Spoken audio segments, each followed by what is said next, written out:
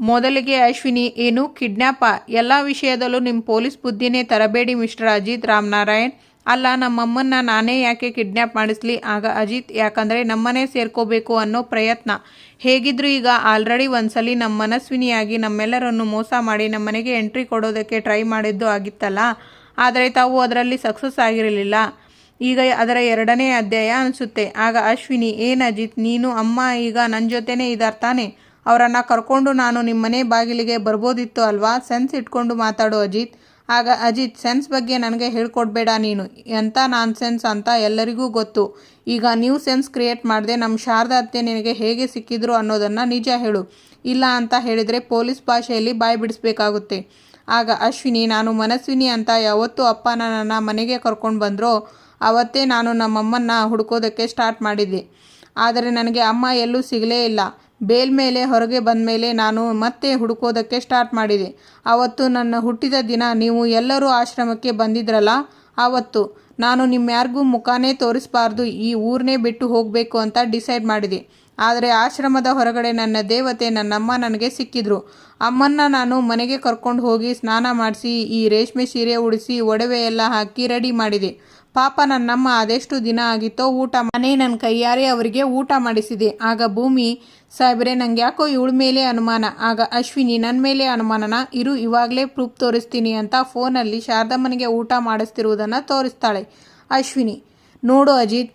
ಆಗ ಶ್ರವಣ್, ಹೇಗೋ ನಮ್ಮ ಶಾರದಾನ ಜೋಪಾನವಾಗಿ ಕಾಪಾಡಿಕೊಂಡಲ್ಲಮ್ಮ, ಥ್ಯಾಂಕ್ಸ್ ಕಣಮ್ಮ.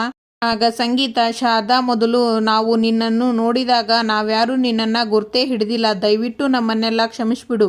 ಆಗ ಅಶ್ವಿನಿ, ಆಗುವುದೆಲ್ಲ ಒಳ್ಳೆಯದಕ್ಕೆ. ನನಗೂ ನಮ್ಮಮ್ಮನ ಸೇವೆನ ಒಬ್ಬಳೇ ಮಾಡೋದಕ್ಕೆ ಒಂದು ಅವಕಾಶ ಸಿಕ್ಕಿತು. ಪ್ರತಿ ವರ್ಷ ನನ್ನ ಹುಟ್ಟಿದ ಹಬ್ಬಕ್ಕೆ ಆಶ್ರಮಕ್ಕೆ ಹೋಗಿ ಸೇವೆ ಮಾಡೋ ಹಾಗೆ ಈ ವರ್ಷವೂ ಹೋಗಿದ್ದೆ. ಆದರೆ ವಾಪಸ್ ಬರುವಷ್ಟರಲ್ಲಿ ಅಮ್ಮ ಅಲ್ಲಿ ಇರಲೇ. ನೀನು ಪೊಲೀಸ್ ಆಗಿರೋ ಕಾರಣಕ್ಕೆ ಈ ವಿಷಯನ ನಿನಗೆ ತಿಳಿಸೋಣ ಅಂತ ಅಂದ್ಕೊಂಡೆ. ನಮ್ಮಮ್ಮನ ಹುಡ್ಕೋದಕ್ಕೆ ಸಹಾಯ ಮಾಡು ಅಂತ ನಿನ್ನನ್ನು ಕೇಳ್ಕೊಳ್ಳೋಣ ಅಂತ ಅಂದ್ಕೊಂಡೆ.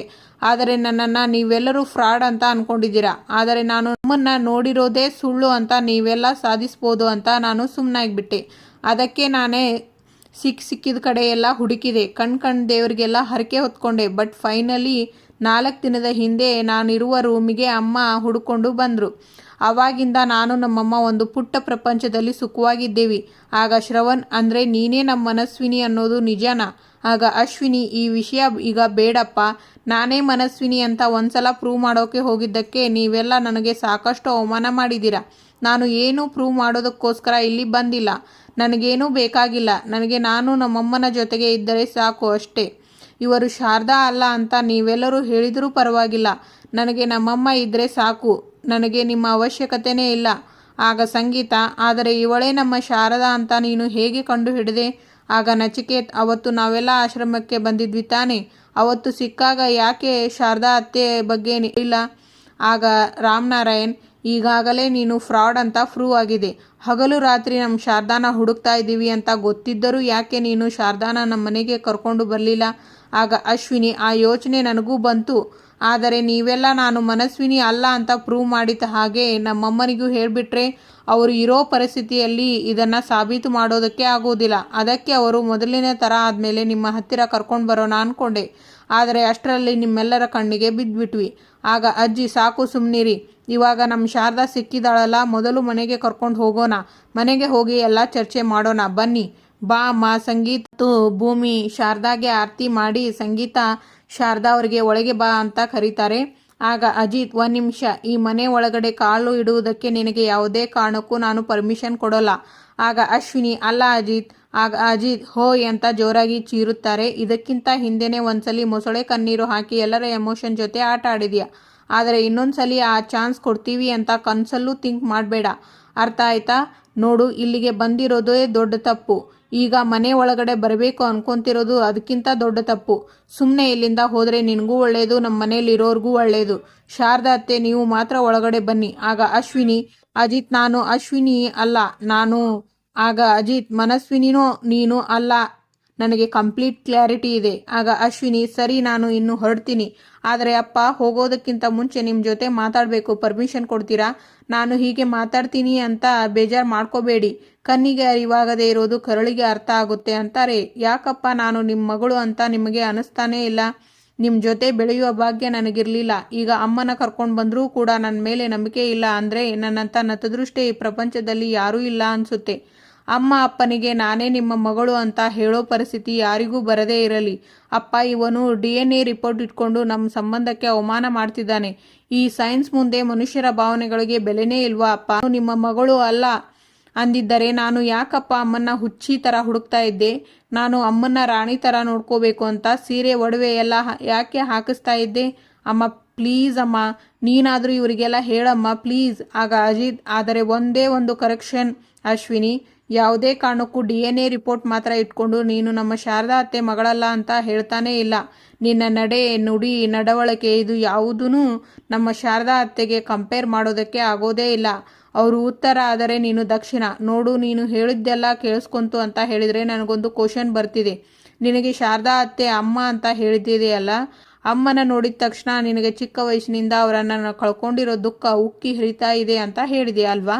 ಹಾಗಿದ್ದಾಗ ವಿಡಿಯೋ ಏನಕ್ಕೆ ಮಾಡ್ತಾ ಇದ್ದೆ? ಅದನ್ನು ಬೇರೆಯವ್ರಿಗೆ ತೋರಿಸ್ಬೇಕು ಅಂತನ ಪ್ರೂಫ್ ಆಗಿ?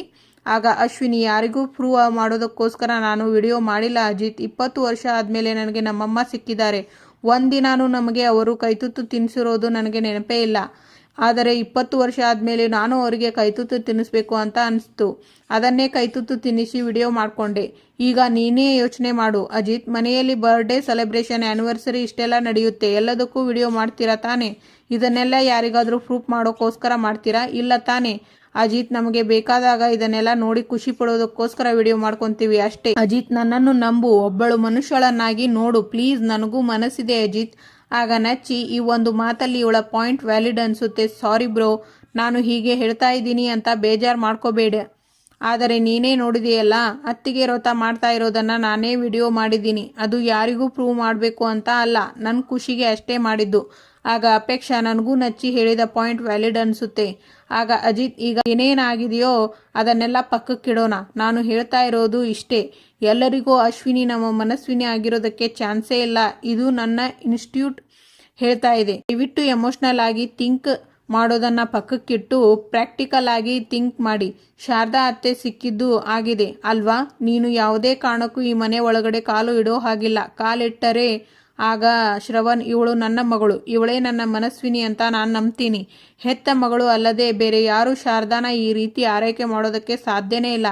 ಆಗ ಅಜಿತ್, ಮಾವ ಏನು ಮಾತಾಡ್ತಿದ್ದೀರಾ ನೀವು? ಆಗ ಶ್ರವಣ್, ನೋಡು ಅಜಿತ್, DNA ತಪ್ಪಾಗಿರ್ಬೋದು ಅಲ್ವಾ? DNA ಬಗ್ಗೆ ನಾನು ಅಷ್ಟು ತಲೆ ಕೆಡಿಸ್ಕೊಳ್ಳುವುದಿಲ್ಲ ಅಜಿತ್. ಈಗ ಎಷ್ಟೋ ಸಲ ಡಾಕ್ಟರ್ಗಳು ಈ ಕಾಯಿಲೆ ವಾಸಿನೇ ಆಗಲ್ಲ, ಈ ಪೇಷಂಟ್ ವಾರಕ್ಕಿಂತ ಹೆಚ್ಚಾಗಿ ಬದುಕೋದೇ ಇಲ್ಲ ಹೇಳಿದ ಮೇಲೂ ಅಂಥ ಪೇಷಂಟ್ಗಳು ವರ್ಷಾಂಗಟ್ಲೆ ಬದುಕಿರುವುದನ್ನು ನಾವು ನೋಡಿಲ್ವಾ? ಇದು ಹಾಗೇ ಇರ್ಬೋದು. ಅದನ್ನ ಎರರ್ ಅಂತಾರೆ. ಅದು ಬರೀ ಮೆಡಿಕಲ್ ಕ್ಷೇತ್ರ ಅಲ್ಲ, ಎಲ್ಲ ಕ್ಷೇತ್ರದಲ್ಲೂ ಆಗಿದೆ ಹ್ಯೂಮನ್ ಎರರ್. ಇವಳೇ ನನ್ನ ಮನಸ್ವಿನಿ ಅಂತ ನನ್ನ ಮನಸ್ಸು ನಂಬುತ್ತಿದೆ. ನನಗೆ ಅಷ್ಟು ಸಾಕು. ನಿನಗೆ ಇಷ್ಟ ಇಲ್ಲ ಅಂದರೆ ಹೇಳು. ನನ್ನ ಹೆಂಡತಿ, ನನ್ನ ಮಗಳನ್ನು ಕರ್ಕೊಂಡು ನಾನು ಇನ್ಮೇಲೆ ನನ್ನ ಫಾರ್ಮ್ ಹೌಸಲ್ಲಿ ಇರ್ತೀನಿ. ನನ್ನಿಂದ ನಿಮಗೆ ಯಾರಿಗೂ ತೊಂದರೆ ಆಗೋದು ಬೇಡ ಅಷ್ಟೇ. ಆಗ ಅಜ್ಜಿ, ಶ್ರವಣ್ ಹೀಗೆಲ್ಲ ಮಾತಾಡಬೇಡ. ಇದಕ್ಕೋಸ್ಕರ 20 ವರ್ಷದಿಂದ ನೀನು ಕಾದಿರೋದು. ಅಜಿತ್, ನೀನು ಎಲ್ಲರನ್ನೂ ಒಂದೇ ದೃಷ್ಟಿಕೋನದಿಂದ ನೋಡಬೇಡ ಕಂದ, ಸ್ವಲ್ಪ ಸಮಾಧಾನ ಮಾಡ್ಕೊ. ಅಲ್ಲ ಅಜ್ಜಿ. ಆಗ ಸಂಗೀತ, ಅಜಿತ ಪ್ಲೀಸ್ ಕಣೋ, ನಿನ್ನ ಕೈ ಮುಗಿತೀನಿ, ನೋಡು, ಏನೇ ಇದ್ದರೂ ಆಮೇಲೆ ಮಾತಾಡೋಣ ಕಣೋ. ಇವರನ್ನು ಈ ರೀತಿ ಬಾಗಿಲಲ್ಲಿ ನಿಲ್ಲಿಸಿ ಮಾತಾಡೋದು ಸ್ವಲ್ಪನೂ ಸರಿಯಿಲ್ಲ ಕಣೋ. ನಿಮ್ಮತ್ತೆ ಮುಖ ಒಂದೇ ಒಂದ್ಸಲಿ ನೋಡೋ, ಅವರ ಮುಖ ನೋಡಿ ಆದರೂ ಸುಮ್ಮನೆ ಇರೋ ಪ್ಲೀಸ್ ಕಣೋ. ಅಜಿತ. ಆಗ ಭೂಮಿ, ಸಾಹೇಬ್ರೆ ದಯವಿಟ್ಟು ಕೋಪ ಮಾಡ್ಕೋಬೇಡಿ. ಅಲ್ಲ, ಇವತ್ತು ಶಾರದಮ್ಮ ಇಷ್ಟು ವರ್ಷಗಳು ಆದಮೇಲೆ ನಮ್ಮ ಮನೆಗೆ ಬರ್ತಾ ಇದ್ದಾರೆ. ಒಂದಲ್ಲ ಒಂದು ರೀತಿಯಲ್ಲಿ ಇವಳು ಅದಕ್ಕೆ ಕಾರಣ ಅಲ್ವಾ? ನನಗೆ ನಂಬಿಕೆ ಇದೆ ಸಾಹೇಬ್ರೆ, ನೀವೆಲ್ಲ ಸತ್ಯನ ಹೊರಗೆ ತರ್ತೀರಾ ಅಂತ. ಆ ನಂಬಿಕೆ ಮೇಲೆ ಇವರನ್ನ ಒಳಗೆ ಕರ್ಕೊಳ್ಳೋಣ. ದಯವಿಟ್ಟು ಒಪ್ಕೊಳ್ಳಿ ಪ್ಲೀಸ್ ಸಾಹೇಬ್ರೆ. ಆಗ ಅಜಿತ್ ಅಲ್ಲಿಂದ ಹೋಗ್ತಾರೆ. ಆಗ ಅಜ್ಜಿ, ನೀವು ಒಳಗೆ ನಡೀರಿ, ಕರ್ಕೊಂಡು ಹೋಗೋ ಅಶ್ವಿನಿಗೆ ತುಂಬ ಖುಷಿಯಾಗುತ್ತೆ. ಆಗ ಅಶ್ವಿನಿ, ಅಮ್ಮ ಬಾ ಅಮ್ಮ ಕೂತ್ಕೋ. ಆಗ ಸಂಗೀತ, ಕೂತ್ಕೋ ಶಾರದಾ. ಆಗ ಅಶ್ವಿನಿ, ಬಾ ಅಮ್ಮ ಕೂತ್ಕೋ. ಆಗ ಶಾರದಾ ಅವರು ಅಶ್ವಿನಿ ಕೈ ಬಿಡಿಸ್ಕೊಂಡು ಭೂಮಿ ಹಿಂದೆ ಹೋಗ್ತಾರೆ. ಆಗ ಅಶ್ವಿನಿ, ಅಮ್ಮ ಬಾ ಅಮ್ಮ, ಯಾಕಮ್ಮ ಹೆದರ್ಕೊಂತಿದ್ದೀಯಾ? ಬಾ ಅಮ್ಮ, ಹೆದರ್ಕೋಬೇಡ. ಆಗ ಸಂಗೀತ, ಶಾರದಾ ಮೊದಲು ಊಟ ಮಾಡಲಿ, ನಾನು ಹೋಗಿ ಅವಳಿಗೆ ಊಟ ತರ್ತೀನಿ. ಶಾರದಾ, ತಗೋ ಊಟ ಮಾಡು.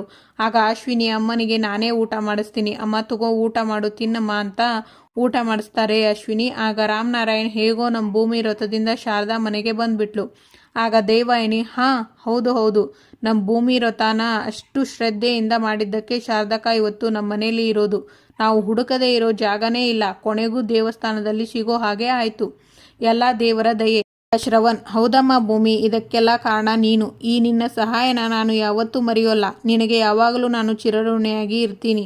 ಆಗ ಭೂಮಿ: ದೊಡ್ಡ ಸಾಹೇಬ್ರೆ, ಇದರಲ್ಲಿ ನನ್ನ ಪಾಲು ಏನೂ ಇಲ್ಲ. ನಾವೆಲ್ಲರೂ ಶ್ರದ್ಧೆಯಿಂದ ಆ ದೇವರ ಹತ್ತಿರ ಬೇಡ್ಕೊಂಡ್ವಿ. ಆ ದೇವರ ಫಲ ಇವತ್ತು ನಮ್ಮ ಶಾರದಮ್ಮ ನಮ್ಮ ಮನೆಗೆ ವಾಪಸ್ ಬಂದರು. ಆಗ ಭಾಗ್ಯಮ್ಮ: ಅದು ಯಾರ್ಯಾರ ಬೇಡಿಕೆಗಳನ್ನು ಯಾವಾಗ ಈಡೇರಿಸಬೇಕು ಅನ್ನೋದು ಆ ದೇವರಿಗೆ ಮಾತ್ರ ಗೊತ್ತು. ಎಷ್ಟೋ ವರ್ಷಗಳ ನಂತರ ಒಂದು ಕುಟುಂಬ ಸೇರ್ತಾ ಇದೆ. ಆದರೆ ಅದರಲ್ಲಿ ಒಬ್ಬರಿಗೆ ತಾನು ಯಾರು ಅನ್ನೋದೇ ಗೊತ್ತಿಲ್ಲ, ಇನ್ನೊಬ್ಬರನ್ನ ಬೇರೆ ಯಾರೂ ಒಪ್ಕೊತಾ ಇಲ್ಲ. ಇಷ್ಟು ವರ್ಷ ಕಾದು ಸುಸ್ತಾಗಿರೋ ಶ್ರವಣ್ ಸಾಹೇಬ್ರ ಮುಖದ ಮೇಲೆ ಈ ಸಮಾಧಾನ ನೋಡೋದಕ್ಕೆ ನನಗೆ ಒಂಥರ ನಿರಾಳ ಅನ್ನಿಸ್ತಾ ಇದೆ. ಈ ಗೊಂದಲಗಳಿಗೂ ಆದಷ್ಟು ಬೇಗ ಆ ದೇವರೇ ಉತ್ತರ ಕೊಡ್ತಾನೆ. ಆಗ ಭೂಮಿ: ನಿಜಾನೇ ಅಮ್ಮ, ನೀನೂ ಅಷ್ಟೇ, ಆದಷ್ಟು ಬೇಗ ಹುಷಾರಾಗ್ತೀಯ. ನಿನ್ನ ಮೇಲೆ ಇರುವ ಆರೋಪ ಸುಳ್ಳು ಅಂತ ಸಾಬೀತಾಗುತ್ತೆ. ಇವತ್ತಿನ ಸಂಚಿಕೆ ಇಲ್ಲಿಗೆ ಮುಕ್ತಾಯವಾಗುತ್ತದೆ. ಮುಂದಿನ ಸಂಚಿಕೆಯಲ್ಲಿ ಶ್ರವಣ್ ಇವಳಿಗೆ ಎಲ್ಲ ನೆನಪಿಗೆ ಬರುವುದಕ್ಕೆ ತುಂಬ ಸಮಯ ಬೇಕಾಗುತ್ತೆ ಅನಿಸುತ್ತೆ. ನಮ್ಮನ್ನೆಲ್ಲ ಯಾವಾಗ ಕಂಡು ಹಿಡಿತಾಳೋ, ಬಾಯಿ ತುಂಬ ಯಾವಾಗ ನನ್ನ ಹೆಸರನ್ನು ಕರೀತಾಳೋ ಆ ದೇವರಿಗೆ ಗೊತ್ತು. ಆಗ ಅಶ್ವಿನಿ: ಅಮ್ಮ ಬಾ ಅಮ್ಮ ಅಂತ ಕರ್ಕೊಂಡು ಹೋಗ್ತಿರ್ತಾರೆ. ಆಗ ಸಂಗೀತ: ಎಲ್ಲಿಗಮ್ಮ ಅಂತಾರೆ. ರೂಮ್ಗೆ. ಅಮ್ಮ ಒಂದು ಸ್ವಲ್ಪ ಹೊತ್ತು ರೆಸ್ಟ್ ಮಾಡಲಿ ಅಂತಾರೆ. ಆಗ ಅಜಿತ್ ಅವರು: ಶಾರದಾ ಅತ್ತೆ ಭೂಮಿ ಹತ್ರನೇ ತುಂಬ ಕಂಫರ್ಟೇಬಲ್ ಆಗಿದ್ದಾರೆ, ಹಾಗಾಗಿ ಭೂಮಿನೇ ಅವರನ್ನು ರೂಮಿಗೆ ಕರ್ಕೊಂಡು ಹೋಗಲಿ. ಆಗ ದೇವಯಾನಿ ಶಾರದಾ ಮುಂದೆ ಬರ್ತಾರೆ. ಶಾರದಾ ಅವರಿಗೆ ಹಳೆಯದೆಲ್ಲ ನೆನಪಾಗುತ್ತೆ. Thank you for watching.